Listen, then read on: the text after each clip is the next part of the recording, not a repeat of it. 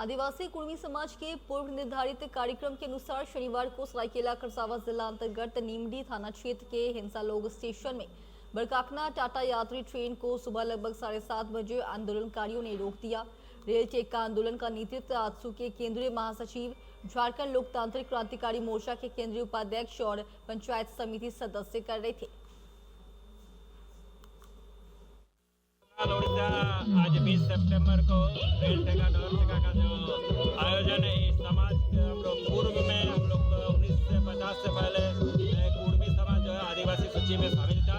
उसको 1951 में किसी कारणवश राजनेता के द्वारा हटाया गया और कुर्मी भाषा को जो 8वीं अनुसूची में शामिल करना, उसी को लेकर आज हम लोग झारखंड, बंगाल, उड़ीसा में एक साथ पूरे समाज के लोग डोर टेक्का रेल टेक्का का आयोजन किया।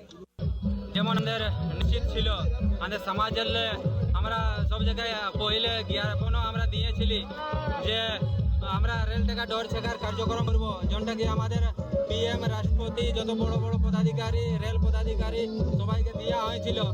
এটা যেমন আমাদের পূর্ব টাইম ছিল যে সকালে ভোর 5টায় 20 তারিখে আমরা কার্যক্রম চালু করব। তো আমাদের